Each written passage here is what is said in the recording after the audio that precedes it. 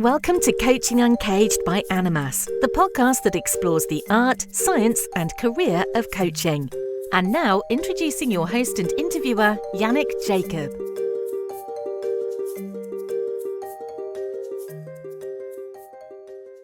Robert Biswas-Diener, welcome to the podcast. Thank you so much for having me. I'm actually thrilled to be here. I've been really looking forward to it. Yeah, likewise, because, practicing positive psychology was probably the first book that really dove into positive psychology in practice. And I know there was a book before, I want to comment about that before, but you've been in this space for, since the space exists, really. You come from a family of psychologists. Your father has been quite a name and really well cited. So you've been going around the world doing research. You've written 7 books. You've produced over 60 articles now. You've just been in the field doing so much for the field. And I really appreciate that. And I really appreciate you. And what I really appreciate on top of that is your attitude towards it, because evidence-based gets thrown around quite a lot these days. And you're actually informed, not just informed by the evidence and the science, but living that attitude. So your views have changed from when positive psychology coaching has started, or coaches started wearing a positive psychology lens. And I appreciate anybody who's open to changing their views based on developments and based on experience. So in that sense, I found it really refreshing keeping up to date with your work over the years. And it's a mystery to me how we never ran into each other up until this time. Yeah, I agree. It seems like our paths should have crossed. Certainly we play in the same spaces. I love that you just brought that up about changing your views, because, this is one of the things I love about science. And science isn't the only way of knowing. I think faith is a legitimate way of knowing, and personal experience. I do love science, though. And one of the things I like best about it is that it's a dynamic system of knowledge. We're expected to believe something different in 100 years than we do today.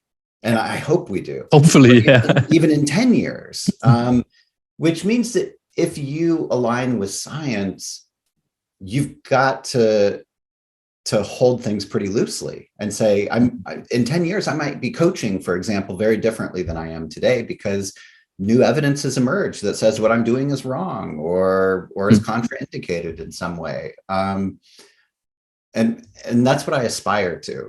One of the perils of coaching, I think, is that people kind of feel like, oh, we've got it figured out, which to some extent we do, but we don't totally have it figured out, I think. Yeah, well, we can have our moments, I think, but they don't tend to last long. And yet in coaching, I see that a lot of people really trying to hold on to having it figured out. And, we're always in the process of becoming, so it doesn't last very long. And science really takes that to heart. I remember Martin Seligman, the godfather, so to speak, of positive psychology, who announced the field when he became president. I mean, I'm talking to the converted, but people out there might not be experts in positive psychology. I heard him when Flourishing came out, his book in 2011. 2001, he had put up a theory for well-being. And then I saw him go around the world, promote the book. I've seen him in Zurich, and he stood up in front of what must have been 1,000 people. And in his Marty ways, he said, well, do you remember my theory of well-being with the 3 factors? Well, I've changed my mind. Yeah, absolutely. And I thought, what? You can just say that? I mean, yes, of course, that makes a lot of sense. Absolutely. On the same by the same token, Sonia Lyubomirsky, who for the listeners is a really big name in happiness research, she put out a very well-known sort of theory that said, X% of your happiness is based on your genetics. The pie chart, right? And some of it's based on personal choice. About 20 years later, she said, you know what? Let's not use that anymore. It doesn't totally hold up. People have sort of run away with it beyond what I intended. I just sort of wanted to reassure people that some of happiness is due to your own choice, but we don't need to get caught up in the specific numbers, et cetera. And I thought, wow, that's kind of amazing. When she delivered this very public keynote, the purpose of which was to retract her own work, she said, I created that 20 years ago. Who among you would want to be held accountable for your ideas from 20 Yeah. years ago, right? Like we evolve. And that's really what excites me in particular about positive psychology as a science. Yeah. Yeah. And also, there's a scientific community around her that if she wouldn't have done it, they would have rejected at some point, even if it's 20 years later. And a colleague of mine, Nick Brown, was good at that. There's in positive psychology, the 3-to-1 ratio of positive to negative emotions was put forward by Barbara Fredrickson and Lozada, a mathematician, as a really good ratio from positive to negative emotions. But then people started looking at the data and started trying to replicate findings and looked at original data sets. And it turns out that something went really wrong there, or something happened. So it needed to be updated. And so That's right. That's right. Science at its best, is that there is a community. That's why you write it up in such dry language so somebody can actually take it, not be misunderstood, try to do exactly what that other person was doing, maybe with a different sample, different participants, and see if we get the same results. And then, if we do that 20 times, we have much better knowledge. Exactly. And it's my real hope that this will bring to bear upon coaching, because the more we can put coaching under scientific scrutiny, not because we're somehow just want to, challenge it or critique it or pull it apart, but just because we want to make sure that it's as good as possible. And I just think, wouldn't it be great if we had as many studies on coaching as we do on depression or something like that, 80,000 studies, 100,000 studies. And we could say, you know what, this thing we've been doing works pretty well, or this thing we've been doing should be tweaked or revised in some way, or maybe we shouldn't even be using it at all. Our assumptions are just wrong. And I look forward to that body of research growing to inform us. Yeah, absolutely. And I like to put these kind of things out there because there's a lot of coaches who draw on some science or draw on some evidence. And I think it's really helpful for coaches to understand what the scientific process is. We don't need to perhaps participate in research or do PhDs, but I think it's not that hard to get an understanding of what is the purpose of science and how does it work, and maybe learn to read some of the research articles and learn to make sense of them, and then get into a dialogue with other people who are also interested in this. Yeah, you're bringing up, I think, a really actually pretty sticky, almost provocative point, which is how much training does a person have to have, a coach in particular, in science, or specifically in the science of psychology? And I think we don't know. I kind of like what you're saying. It's a very democratic view that, hey, come to the table. You can be a coach, even if you don't have an advanced degree in science. And yet you're also sort of suggesting, if I'm reading you right, that you should be scientifically literate to some amount, regardless of how you obtain it. I think there's a big if in there, right? Because I think you should really do that if you claim to work in an evidence-based way, or if you claim to be informed by science. I think anybody who calls themselves a positive psychology coach, it implies that there's a relationship with science. And so I think that becomes a duty once you pick that sort of name for yourself, or that sort of framework for yourself. I don't think any coach necessarily needs to understand science or care about any research findings, because a lot can happen, as we both know, when we just tune in with someone and we hold space, we're curious, and we're present.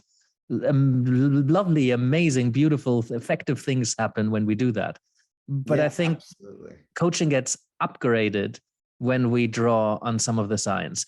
Or that's a question, perhaps, Well, I think you're talking about something that's, I wrestle with this all the time. And so I certainly don't have, not only do I not have the answer, I don't even have an answer, I think, which is there's sort of a tension here within the field of coaching. On the one hand, there are a whole lot of coaches that want to say this is empirically informed endeavor, that science should have a place in coaching. On the other hand, there's this idea that we want to make space in the tent for all approaches, including those that are non-scientific. What if someone does some kind of like Socratic philosophical coaching that isn't ensconced in science? That should sort of be okay too. But then as a profession, how do we make room for that? I mean, could you imagine medicine or dentistry saying, yeah, I mean, we do have our scientific wing of medicine, but we also sort of have our non-scientific wing of medicine.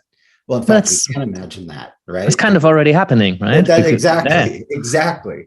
But it's hard to integrate those sometimes. Like individuals integrate them, but they seem like, oh, there's Eastern medicine and Western medicine, for example, or functional medicine or New Age, alternative medicine. Yeah, exactly. Yeah, exactly. So they're still working on how to integrate it. And I think in coaching, we have a long way to go in terms of how do we both make room for everyone, but also have really productive dialogues between these different approaches, ways of knowing.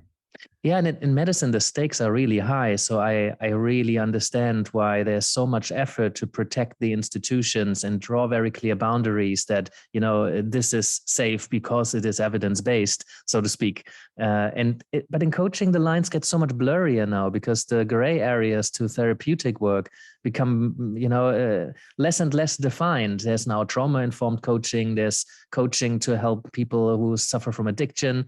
There's all of these coaches holding space for healing to take place, or for people who are not okay. They're not going from 0 to +8, or, they're not even going from +5 to +8. They're like really in a hole. And there's coaches who say, look, I just need to be present.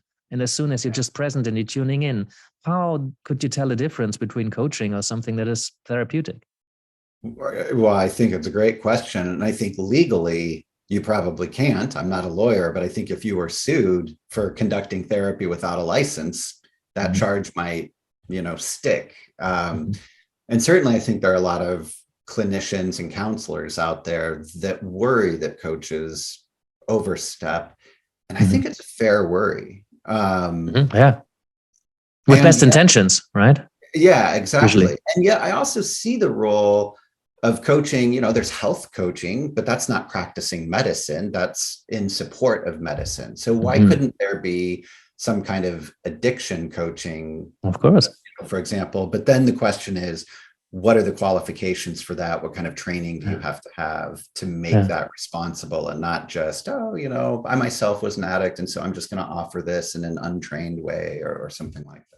Yeah, and then we're back at, well, is it important that we draw clear lines and create sets of rules? And the professional bodies did a tremendous job at creating competency frameworks and ethical codes.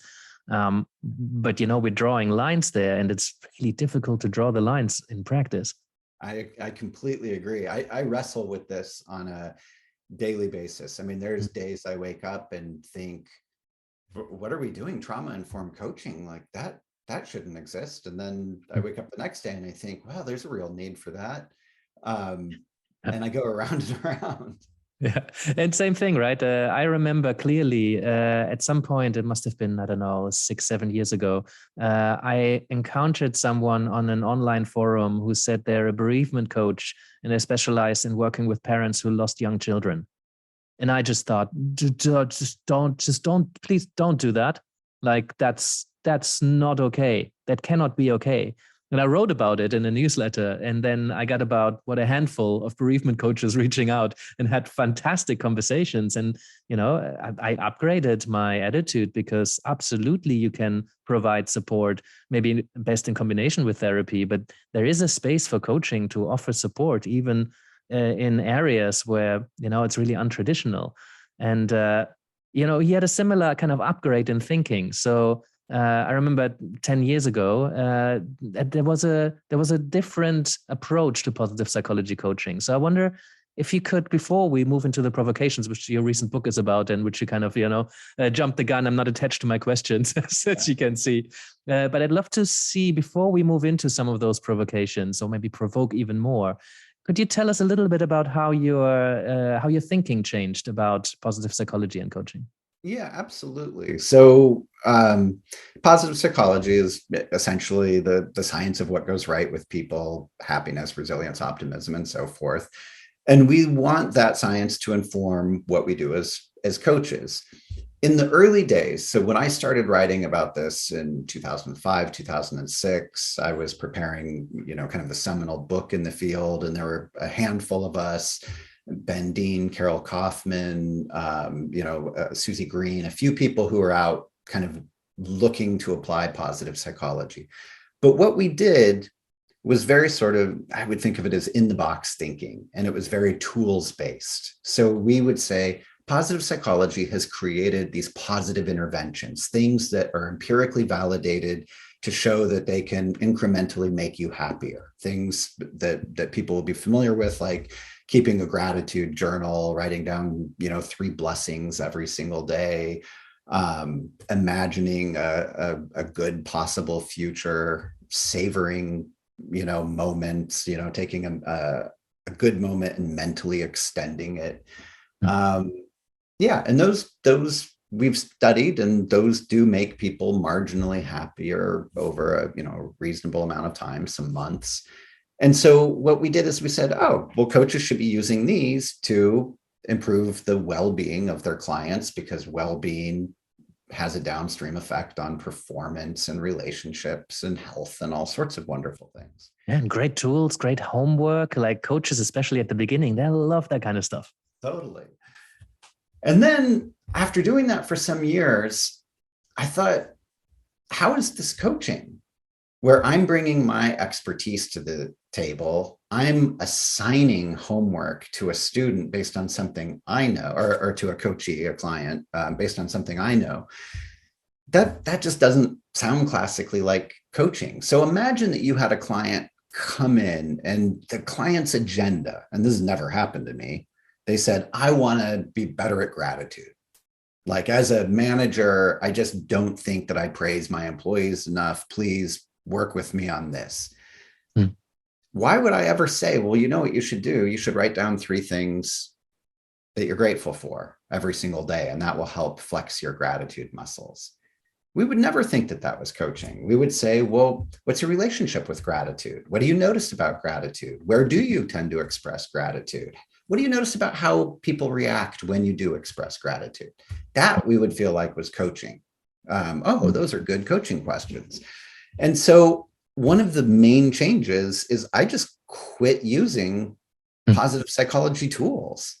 And instead, my positive psychology became what I think of as invisible to the client. It became far more organic.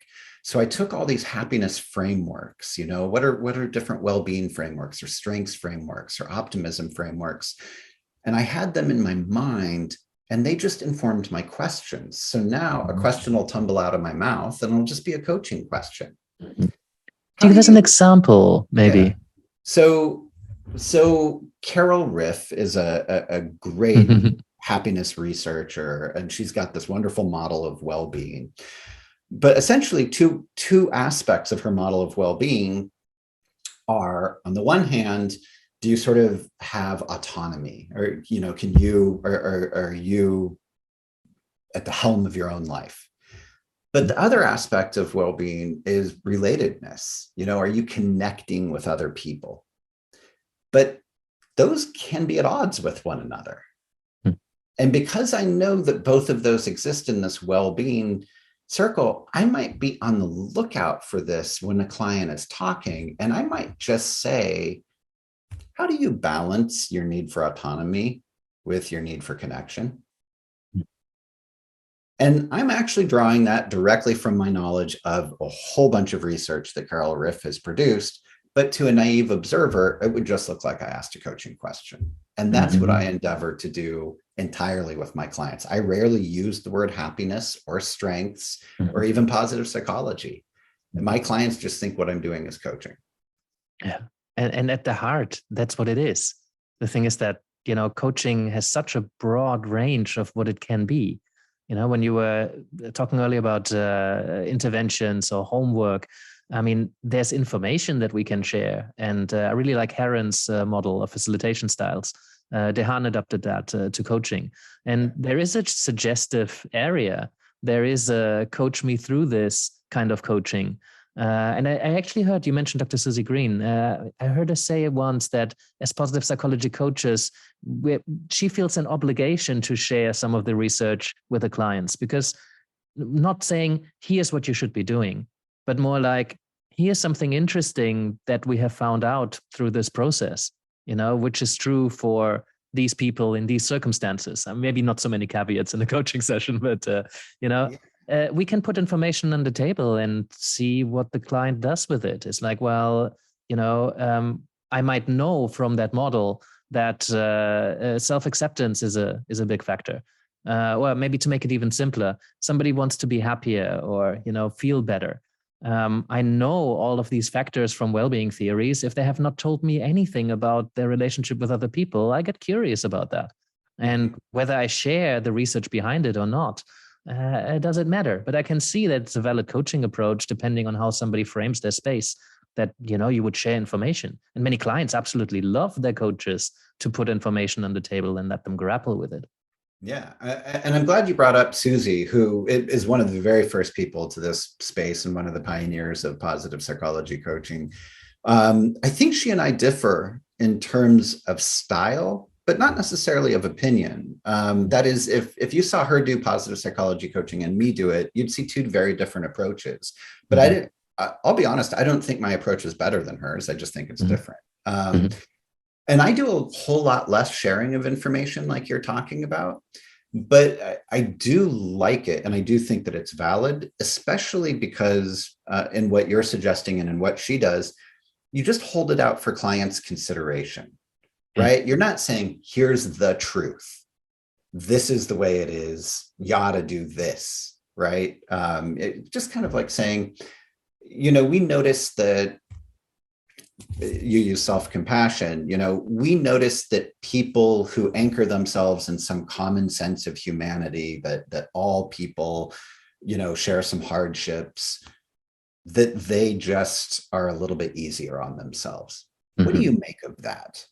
Right? And then you put it right in the client's lap and let them react. It's not all that different to a little technique that I just call thesis, which is sometimes I'll just say to a client, like, I'm just going to throw out kind of like an adage, and I just want to know how you react. Like, people who work harder are more successful. What do you make of that? And I'll just throw out a thing, and I'm not telling them to work hard. I just want to see them react to that. And I think we can do the exact same thing in a pithy way with a scientific result, for sure. Yeah. I mean, I really resonate with that, because it took me some time not to knock the information sharing approach, right? Because over the years, at some point, I learned that it's just different, right? I think it's all in the contracting and context specific. What does that client want? What might they most benefit from? What might they need? And I think people need different approaches and different times of their lives. A coach is not always the best person to work with. Sometimes we just need a mentor or a teacher, or somebody who provokes us to think differently. Sometimes we need a philosopher. Sometimes we need a good friend who just, gets us drunk, and then we work through some stuff. Absolutely. I was just speaking with David Drake, the founder of Narrative Coaching, about this. Did he get you drunk? Well, we did have a beer, and I rarely drink, but it was one of the times that I was drinking. He said, who gets to decide what coaching is? And he did kind of say exactly what you're saying, that from time to time, people need different things. Now, I wouldn't train novice coaches with the idea that you should be getting your clients drunk, right? Because somewhere along that spectrum, from classic coach to, let's say, lover, you think that some things are out of bounds, right? You don't want to be anything to anyone. But, within, let's say, instructional coaching, where you are giving some information, that's pretty common in health coaching. And they have some mechanisms for dealing with it. They often separate the types of sessions. This will be like the instructional session. This will be a coaching session. And we would feel like, well, that sounds pretty kosher to do that, right? So I think it's an ongoing question, is sort of what gets to count as coaching and who gets to decide. One answer would be EMCC or ICF or professional bodies get to decide. But we also, I think, get to collectively decide that there might be slightly more to the picture. But again, I don't think it's for novice coaches, because I think novice coaches lean too heavily into, oh, well, then I could just give some advice, or I could just tell a story, or I could just start sharing information. Mm-hmm. And what I usually tell people is go ahead and coach for a year or two without ever doing that, and develop those basic skills before you start thinking you have the competency and discernment and that sort of professional wisdom to understand when it might be most helpful to do it. Yeah. And I have that in supervision and in training a lot, right? Coaches really need to ask themselves serious questions about who am I as a coach, and what is coaching, and how far can I go? Even under the ICF framework, it's okay to take your coaching hat off occasionally and maybe put your mentoring hat on, as long as you make that very clear. You would still pass the assessment. So I think it's one of those provocative questions, as in, when does coaching end and something else begins? And how do you even define those terms? And coaches who have worked hard to make sense of what coaching is and have a framework, and this is how it's done, and this is how I do well, and now I studied the competencies, and I got some good feedback, and now I've settled and I'm confident in the kind of coach I am. And along comes someone like you and writes a book called Positive Provocation and throws a whole bunch of stuff in the air. And I love it when people do that, but also it can get quite uncomfortable. So I'd love to dive into at least a few of those positive provocations, and maybe let's start with why is it important that we provoke, and why is that positive? I mean, I don't want to assume that that's obvious to everybody, as it is for me. So maybe you could start with just kind of framing the book and why you wrote it. I had to add the word positive, because if you just look up the word provocation, it is not a positive word. It can mean to call out, to fight, to try and unsettle someone, to make someone deeply emotionally uncomfortable. And that's not what we're trying to do as coaches. We're not saying like our main thrust is to make this person so uncomfortable or unsettled and pull the rug out from under them. We might do a little challenging, but that's not the core of our relationship. So I added positive because my take on provoke, a positive provocation is one that challenges a person within a sense of safety, challenges them with their permission. So my idea of positive provocation is, I'm going to hold out something, we'll call it like an argument or a thesis or an idea for you to consider, that's going to be really different than what you would normally consider. Like, that's what makes it provocative, right? It's really, really novel. And it's got to be really, really strong, right? I can't just say, I think you're acting this way because you've been inhabited by aliens. That's a really out there thought, but it's not particularly a great evidence-based thought. It's too easy to dismiss. But if I say one of the things that influences your actions that you don't think much about is your culture, that's provocative, but it's also solid, right? But then the other side of the equation is you've kind of got to be up for it. It's like in contract with you. You've got like, yeah, Robert, please offer me some provocations. And this is what I want to do for the field. Because I think we've arrived as coaches. We're not like trying to establish, like, are we legitimate? We've arrived, and I'm afraid we're going to plateau. And I think that when I look at coach training programs, especially, I just see people put forth these sort of same adages. Oh, I don't believe in shoulds. Oh, we should never ask why questions. Oh, like just all these sort of like standard tropes. And I think we should be provoking our own thinking and being like, is that true? What about that? What if the opposite were true? What can I make of that? And I think by engaging in that reflection, we are going to collectively become better. So just picking up a point from earlier, I wonder, would it be helpful if a novice coach stops listening right now and first of all gathers those basic skills before they start questioning those things? And I'm asking because when I did my master's in applied positive psychology, it was designed in a really clever way. It was designed that the first year you would just learn everything about positive psychology, and then along would come Nash Popovich, the start of the second year, and just ask you 6 questions, and you don't even know where up and down is anymore. So that was really helpful, but also really unsettling, because I did the masters in 1 year, not 2. So I had both of that at the same time. And I remember learning something and then immediately kind of have it taken away from me. And then being held to kind of reconstruct it. But I remember it was difficult for me. So I wonder, when's a good time to read your book?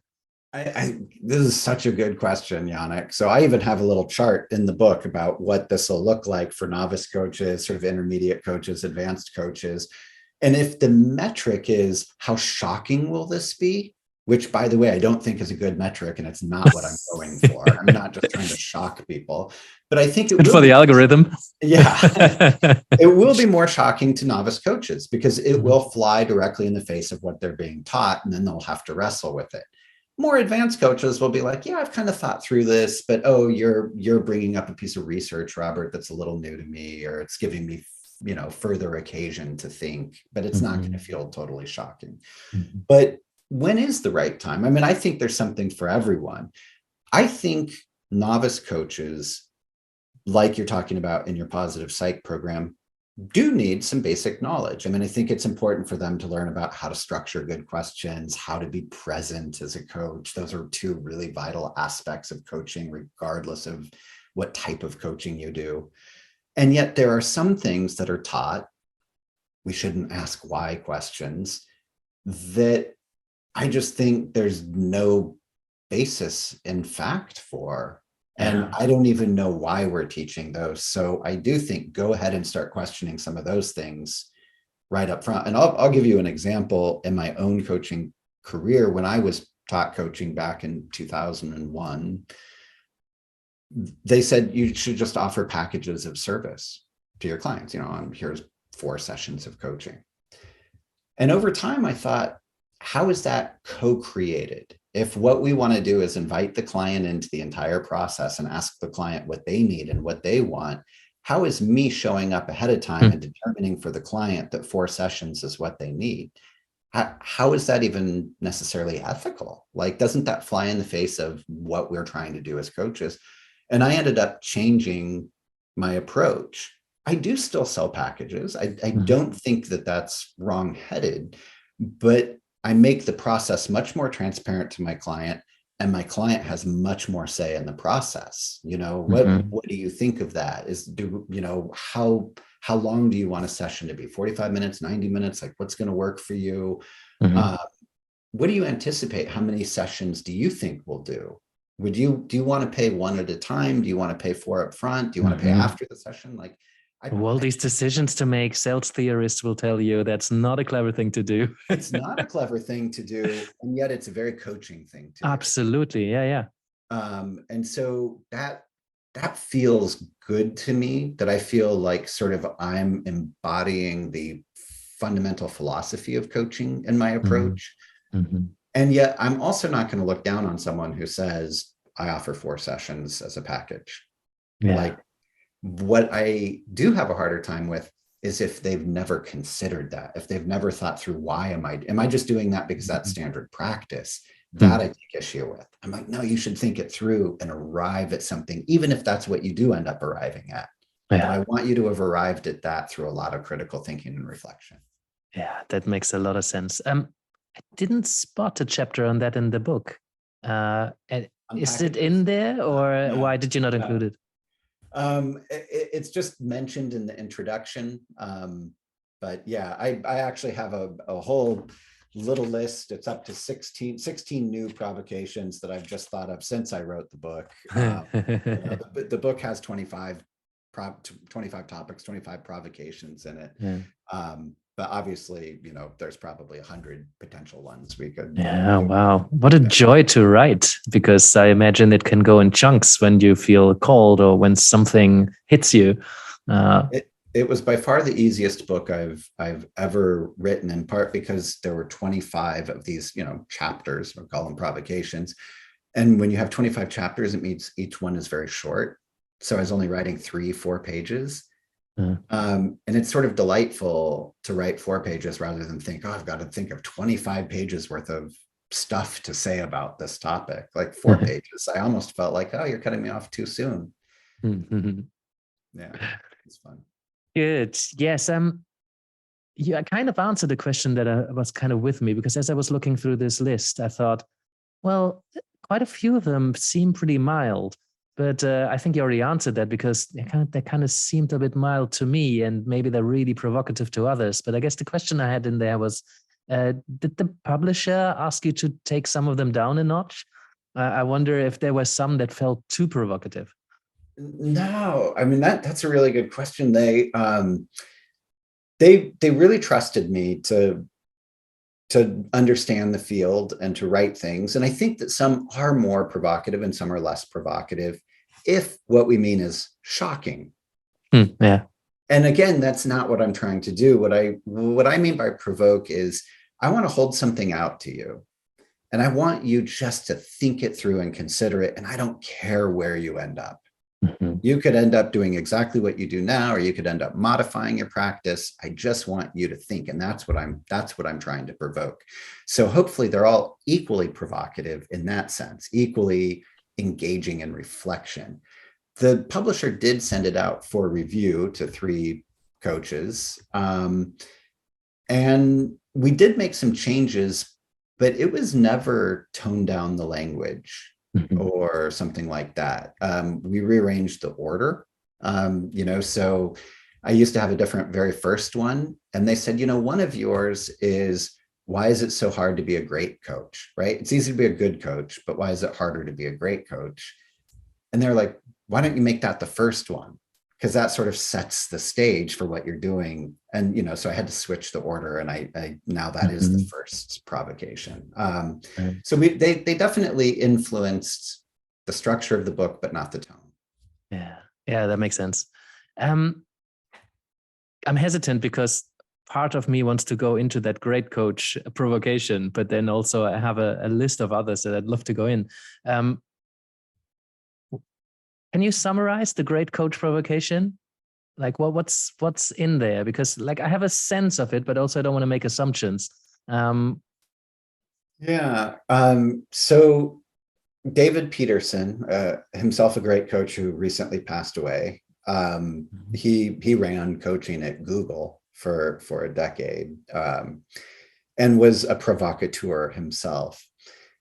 He wrote very eloquently that it's easy to become a good coach, and it's just as easy to stay a good coach. And I thought, well, what a great starting point, right? And he said that the barrier for entry for good coaching is pretty low. If you're kind of socially, emotionally intelligent, you have a service mentality, you have some basic facilitation skills, maybe a little bit of organizational knowledge, if you happen to be working in organizational coaching, then you'll probably be a good coach. Like with some time and experience and practice and feedback, you're going to get it.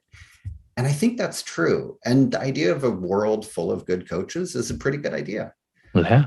And he's like, but then how come so many people just sort of stay at that level of proficiency?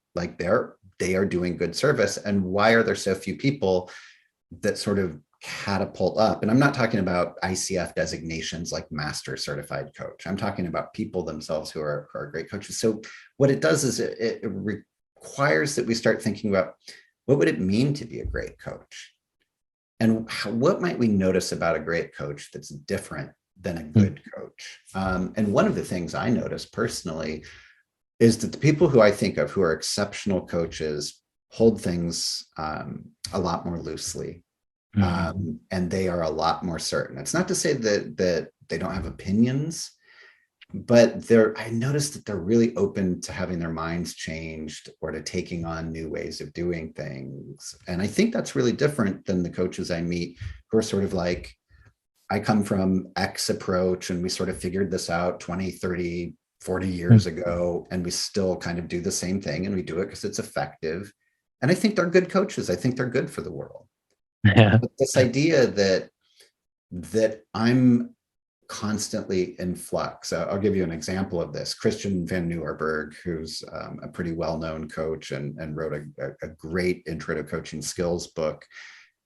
He told me not all that long ago that he doesn't feel like he's expert in anything. And this is a guy with a PhD. And I'm like, how can you even say that? And he's like, I'm just not certain. Like, I just don't have certainty. I'm always wrestling with things, always reflecting on things, always changing my mind about things. And at worst, that could sound wishy-washy, but I think there's a sort of intellectual humility in that that ultimately translates to better practice. Yeah. I really resonate with that because my lens is existential. So the main method is phenomenological inquiry, which is put all of that stuff that you think you know, put it in a box, put the lid on, actively push it away when it starts rattling or jumping up and down, and really, really tune in to the experience that this client is having with whatever they're experiencing.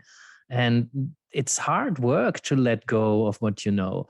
And I occasionally find myself getting envious of coaches who have this method that they can teach, and they can talk their prospective clients through how this will work and what will happen over the next 6 sessions. And there's so much certainty in it that it's so easy to say yes to it. And they have data and they can test their approach. And, it's, notoriously difficult to research coaching because you give 10 coaches the same 10 questions and it's completely different results just because of how people show up. So I'm like, the certainty. How lovely would that be? And at the same time, I know I don't think I'm serving my clients as best as I can.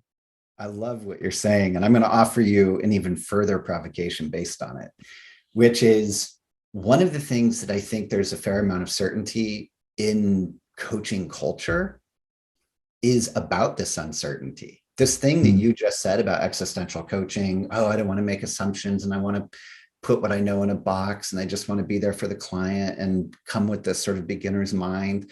I think if you went out to the world of coaching and you asked 10 coaches, is that what you do? The vast majority would say, absolutely. And there'd be a real certainty that that is what we're delivering. And certainly it's an aspiration. But is it what we're actually doing? And where are we falling short? And I think that coaching culture that says, hey, we got this. And yeah, I'm so good at being mindful and I'm so good at having beginner's mind and I'm so good at, not making assumptions. I think that's a little dangerous, to be honest. I would much rather have a lot of conversations that start like, oh my goodness, listen to the terrible assumption I made in my session today. I once presented for the ICF. I gave a keynote at their annual conference. And in the beginning, I just said, one time I was coaching over the phone and I found that I was folding my laundry while I was coaching. And I just sort of noticed it, and it's something you might just do if you're on the phone with a friend. And I noticed it and I caught myself and I was like, oh, wow, I'm probably not being as mindful as I otherwise should be.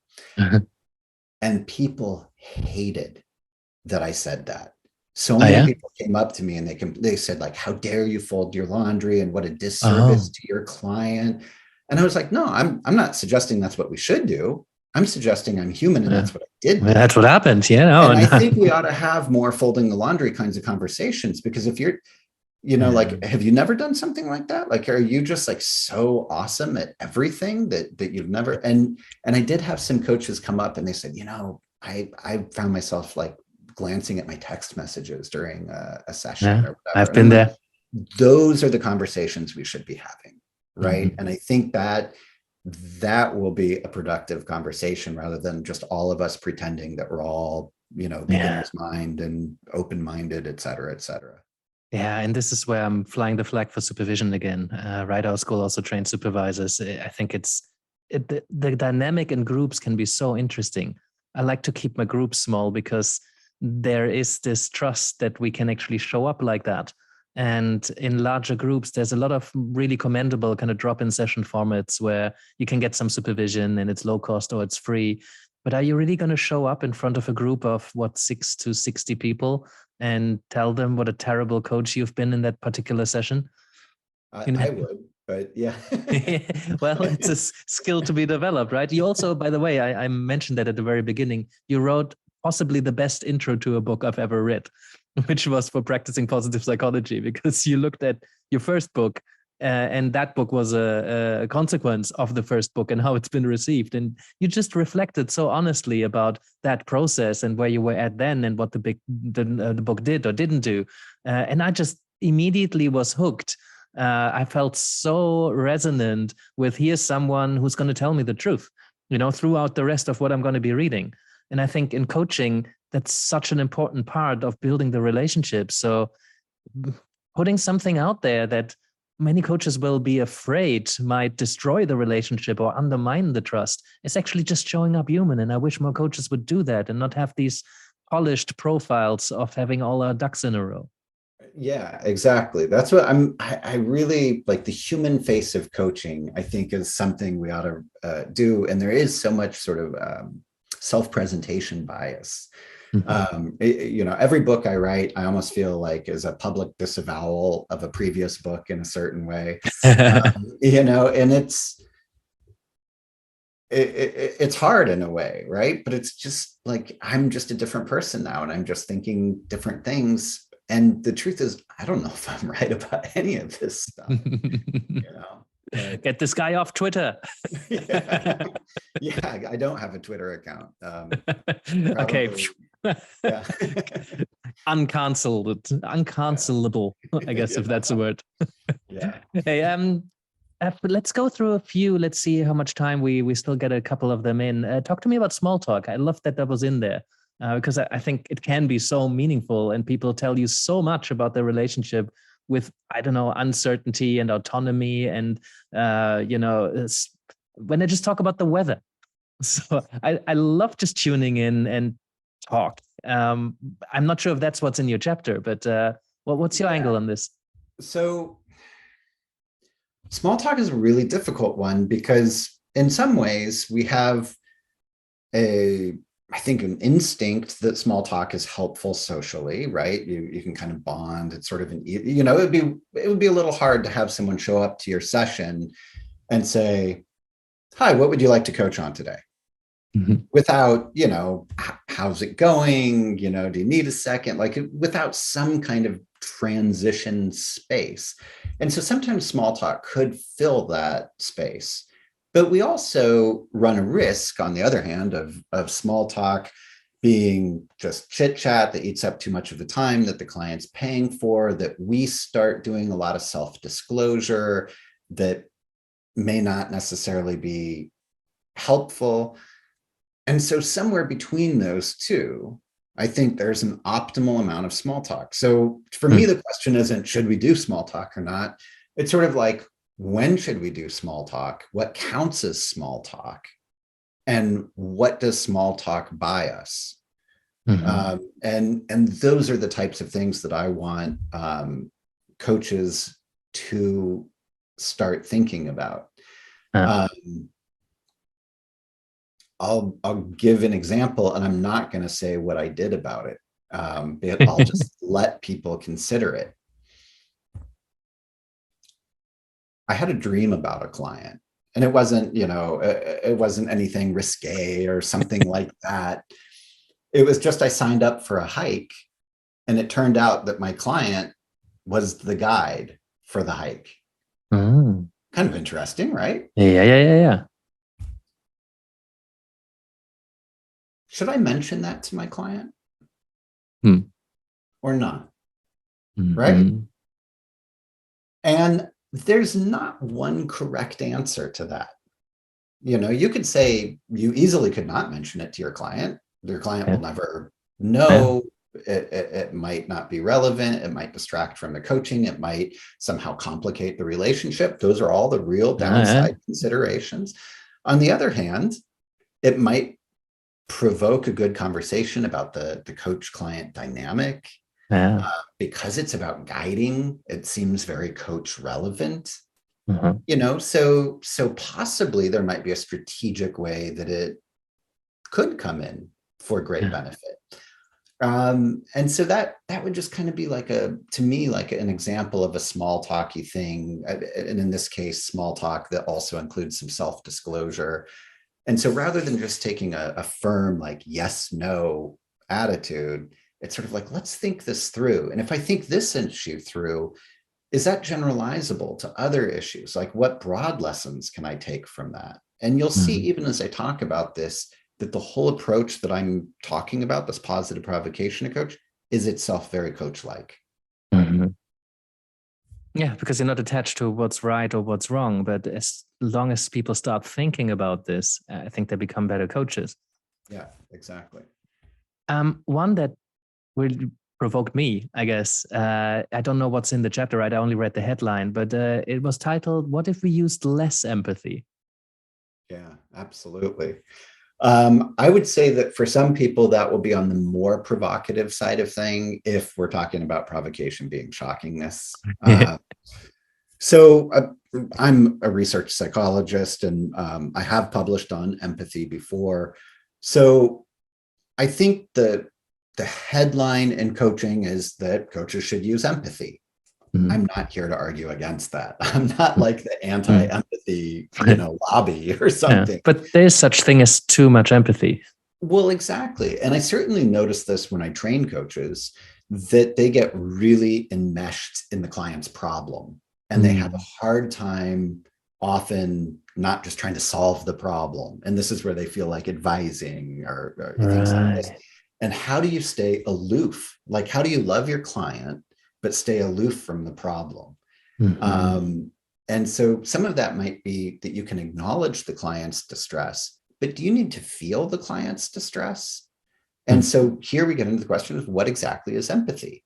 So empathy, according to psychologists, it is a multifaceted thing. One part of it is sort of the feeling with, you're feeling sad and I mirror that feeling. I also feel that sadness.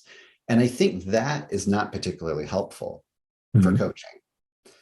Empathic concern, however, is particularly helpful. You're feeling sad, and I'm concerned about your relationship with that sadness, that sadness might be unsettling or uncomfortable or distressing to you. Even though I can accept that feeling sad is a fine state of affairs, I just can express concern. And I think that is relationship building. And so those two things, I think you're always in a balancing act. But then there's also a cognitive form of empathy, which is, can I imagine your life? Can I put myself in your shoes? Can I see the world through your eyes? These are the types of phrases we use. And here we're very limited in our ability to do that, right? I've never been in a refugee camp living as a refugee, and it's very difficult for me to imagine day to day what it's like, even though I've seen it depicted in film and TV and read about it. It's still probably, at best, I have a very loose stereotype of it. And so what do we do with this as coaches? Do we sometimes make educated guesses and then check with the client? Sometimes might we make an educated guess and say it as if it's the truth? And if we get it right, it's like, boom, wow, the client feels so understood. But do we risk getting it wrong? And could that potentially damage the relationship? Or they're like, oh, you don't understand me. And so I think the cognitive form of empathy is something we really have to regulate and think through as well. Yeah, I remember during my training, the first time I got stuck with a client because I was just too involved in his world. And then we were both sitting there and I didn't know where to go or what to say or what to do. And he didn't know what to do or what to say or where to go. And then we just sat there and it was really awkward. And now I'm okay with that. But also on reflection, I realized, I got sucked in way too much. And if I would have kept a little bit of distance, that would actually really helped. Yeah, absolutely. And I do see this, a lot of people I think gravitate towards coaching because they have a service mentality and they're a high empathy person. But I think the regulation of that empathy is, turning the dial to optimal really is a skill. And just because you're naturally empathic doesn't mean you're good at that particular aspect of it. Learning to tune in and out of it. I think that's the skill to learn. Yeah. I had a dentist one time, and I joked around with him. I said, it kind of seems awful that you're a dentist, right? Because, mostly what you do because I hate you. yeah, because you cause pain to people and it's invasive and, it's a terrible profession. You seem like a terrible person to me. That's small talk, Yeah, I was like, so how do you do it? Like, how do you just a sadist or what? And this is what he said. He was very good natured. We had a good relationship, but this is what he said. He said, when I come out to the waiting room to meet people, you'll notice there's carpeting here.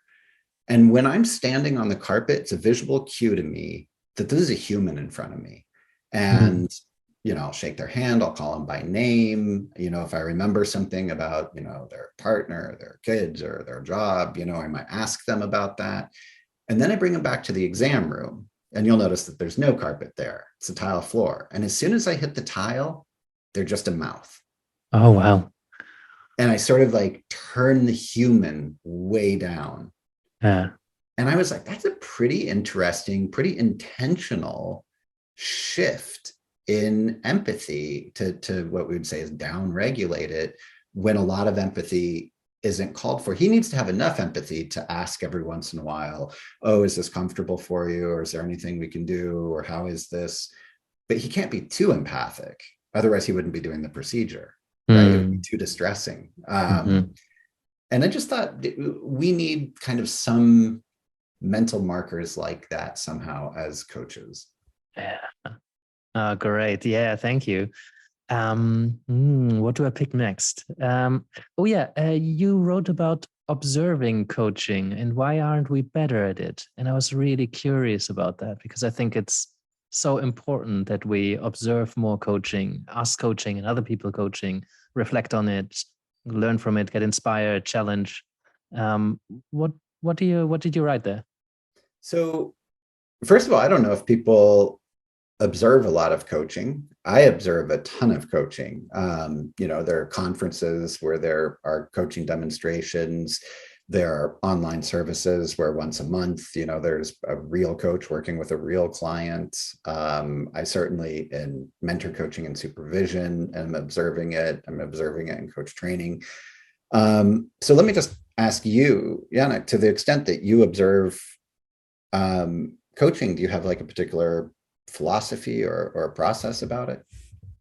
Yeah, well, I do those kind of events, right? So I've observed a lot, and I thought what was missing is that you don't really have access to what the coach was thinking and how they made the decisions, how certain questions landed with a client. There are quite a bit of observations now or demos out on YouTube or in certain spaces now more than before, but it's really hit and miss. And even the ones that are good, you tend to not get to ask those questions, right? Why did you ask this question and not any of the other million questions you could have asked? What was the silence like for you? What model was operating in the background? And then some coaches say, well, I don't know. I just ask stuff that comes to my mind. And some are really grounded in theory. And so whatever the approach is, I find there isn't really a right or wrong or often a worse or better when it comes to how coaching is done. But there's a relational practice and there's something to learn. And sometimes when we learn the most is when this whole thing blows up and it just doesn't work. And coach and client weren't a good match. And then nothing happens in the session and it's super boring to watch. But a phenomenal reflection session on how the coach didn't make the client fit their approach. Yeah, absolutely. Oh, I love what you're saying. So first I'll just throw a little shout out to a program called Real Coaching Sessions Unplugged. It's once a month. I don't get a financial kickback for saying this or anything, but it's a client with a coach, and not just pulled from the group. It's not just a volunteer. It's a real coach who is working on an ongoing basis with this client. And they do about a 25-30 minute coaching demo. Then the client leaves and you do have that conversation with the coach. Mm-hmm. Oh, what was that moment like for you? Oh, I saw that the silence went on for a long time. How was that? Or I noticed that you challenged the client at this particular moment. What made you decide to take that approach? And I think it's kind of cool. in that respect. Although I also think that it tends towards the positive. Yeah, people need to be a lot more challenging. I think. Because I do like it when a coach says, I had no idea what to do there, or I felt lost for a minute and I had to recalibrate. So that's just one response. It's just about that. But I also, before we get into the observation, just want to mention something about intuition. And this will be a challenging idea. So I have definitely heard a lot of coaches say, I coach by intuition. And I do believe intuition exists. I believe in professional intuition that means you can make quick, good decisions based on accumulated experience, right, across the years. But I don't think it's a good driver of coaching. So if you say my primary engine of coaching is intuition, I say this, then you'll never improve unless you have a very specific mechanism for improving your intuition.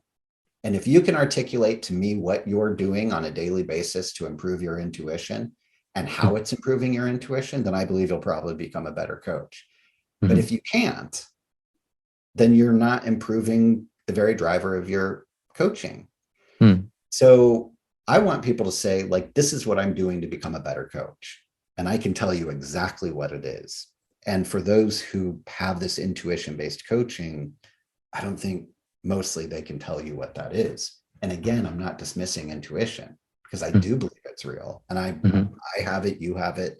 I just don't know how we're working on it besides just saying, I just do more coaching.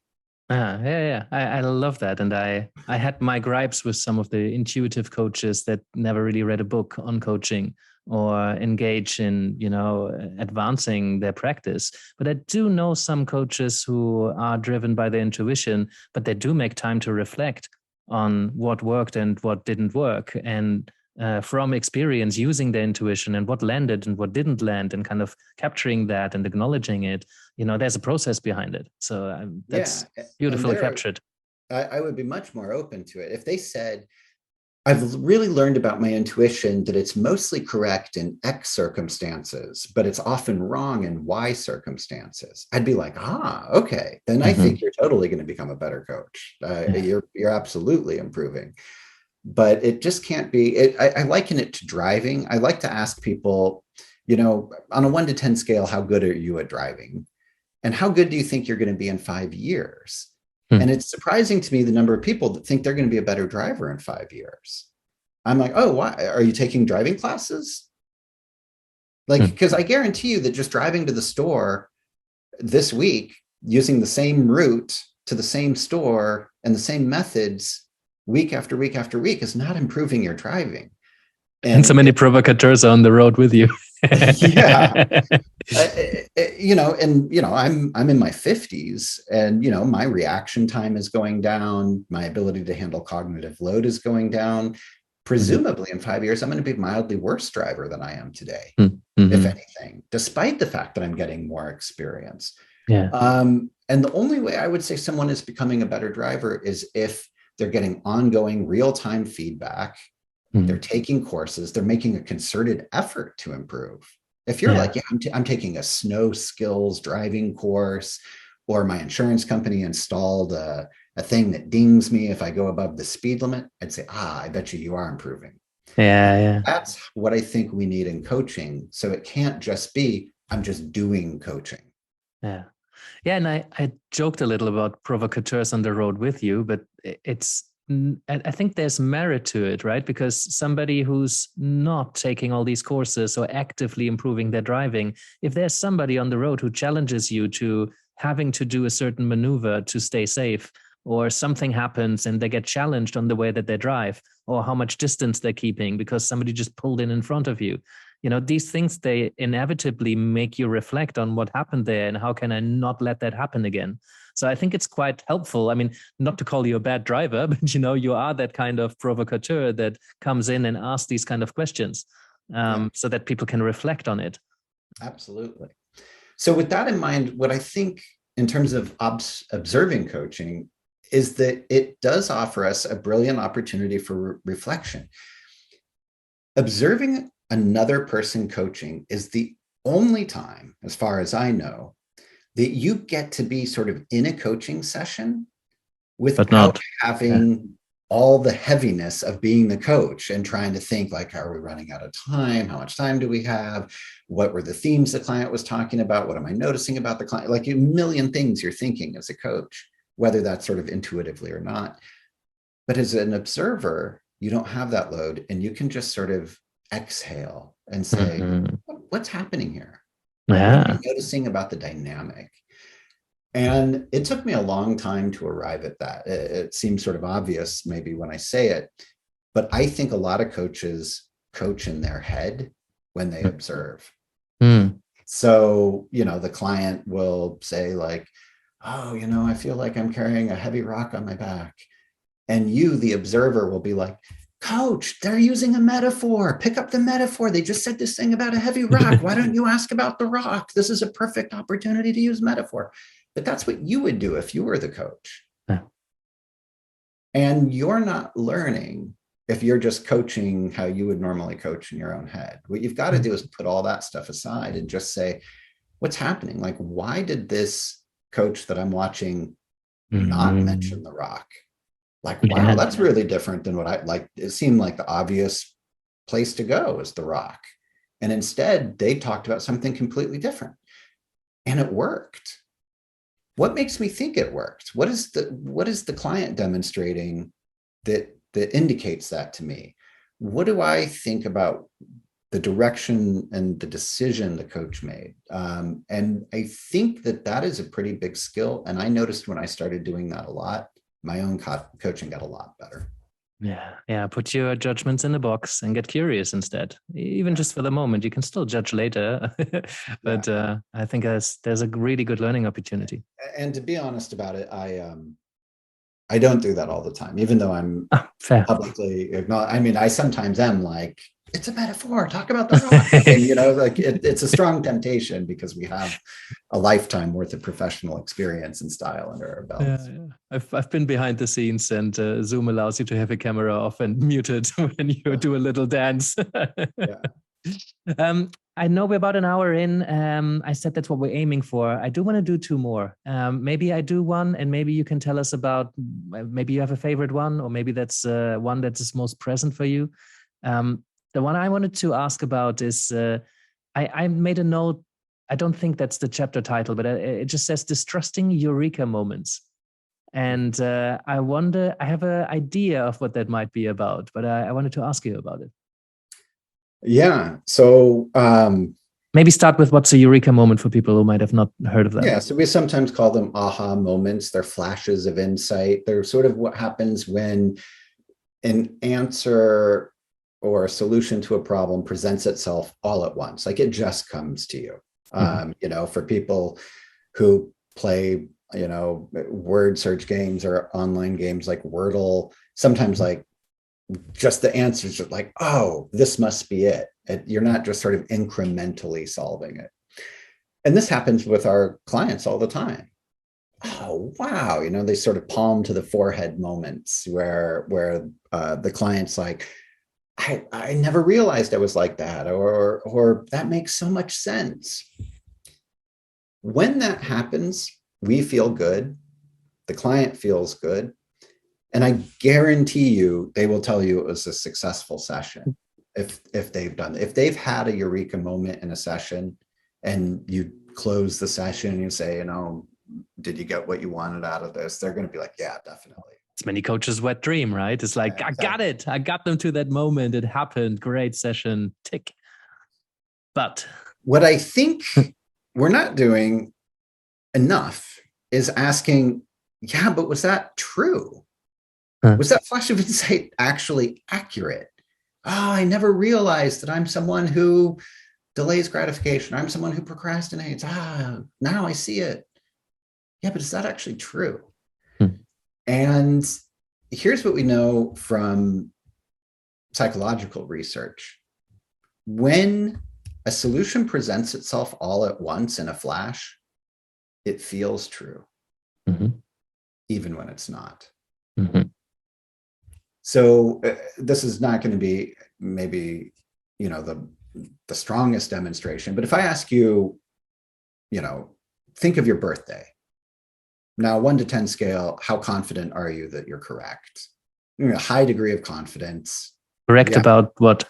That is your factual, accurate birthday. Oh, that you got it right. You're going to be pretty confident, yeah. 100% correct. I got it. But if I say, all right, now what's your partner's birthday, including the year? That information comes slightly slower. And you could say, all right, well, what's how correct do you feel about that? And you might say, well, on reflection, I'm 100% correct. But if you had to say it right then, you might say, well, I'm only 95% correct. Like I don't feel as confident in that as I do in my own birthday, because it took longer for that information to come to me. The information that comes easily feels truer. That's something about information processing, basically. And we know from a whole bunch of studies that when people do things like solve puzzles or try and figure out card tricks, that in X amount of cases, they feel like they're right, but they're wrong. And that X amount is enough that I think we ought to be thinking as coaches, but is this right?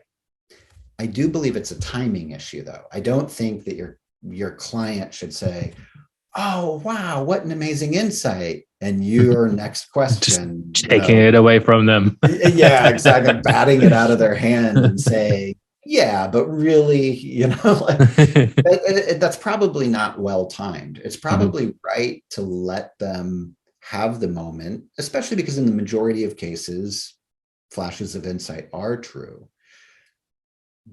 But we should never just assume they're totally true. There's got to be a mechanism built in. Maybe that's checking in the next session where you say, okay, you've had time to think about this and to experiment with it and let it settle. What revisions, if any, have you made about that insight? How is it sitting with you now as compared to how it was sitting with you last week? And I think that, it would be like a dream come true if my client said to me, no, it's still basically true. And yet there's a revision I'd like to make or a little tweak on it.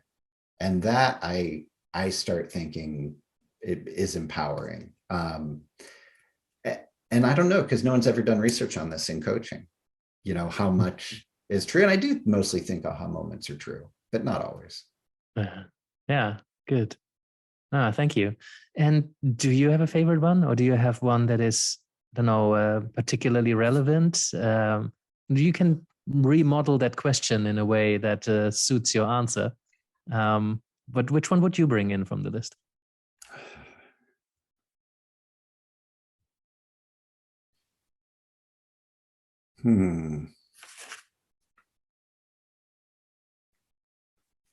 Well, I'm going to give you one that's not in the book.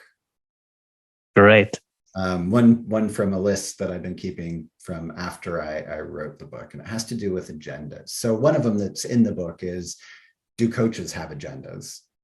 Right? And we all know that we're not supposed to have agendas, but we just asked the question. But I've recently been thinking or asking, who is the agenda for? And I don't think there's an easy answer to that question. And this, in fact, I think is a litmus test for positive provocation as a whole. If you feel instantly like you just have an answer to the question I just asked, like, who's it for? And you're like, oh, the client, of course. Oh. Then I think that's what positive provocation is for. You shouldn't have that quick of an answer. Because, yeah, is it for the client? Sure. But in what ways? So I would ask you, in what ways is the agenda there to benefit the client? Can you articulate those ways? But then let's look at the other side of the coin. In what ways does the agenda benefit the coach? And if it has benefits for the coach, then the agenda is for the coach. And I'll just give you one way that I've been thinking about recently. I think the agenda in part, signals to the coach how they should show up. So you earlier, Yannick, said sometimes they need a friend, sometimes they need a mentor, sometimes they need a devil's advocate, sometimes they need a supporter. As we listen to the client, establish the agenda, do the contracting in the beginning of the session, they are signaling to us which version of us they want to show up. So the agenda, ideally. Yeah, exactly. So the agenda for me isn't just what's going to make this a successful session, where are we headed, what's our measurable outcome. It's also a signal to me about the process. They're kind of giving me license to be more challenging, or they kind of want me to shut up and just listen as they take the stage and think out loud, or they want a really active back and forth partner to brainstorm and be a thought partner with them. And in that sense, the agenda is hugely important for the coach. So again, it's not just, it's for the client or for the coach, but rather in what ways should it be for the client? In what ways should it be for the coach? And to the extent that you can identify those and articulate them, that's going to improve your practice. Yeah, what an intricate net of relationships that are easily brushed over so that we can just do the thing that we wanted to do. Wow, yeah, we could talk about this alone for some more time. There's plenty more, so plenty in the book that I'm certainly looking forward to reading. You've got some glowing feedback. So, are you still on tour? I've seen on LinkedIn you've been traveling around a bit. I'm home right now temporarily. I was just in Eastern Europe, and I leave for Asia in 2 days. No, tomorrow. Lovely.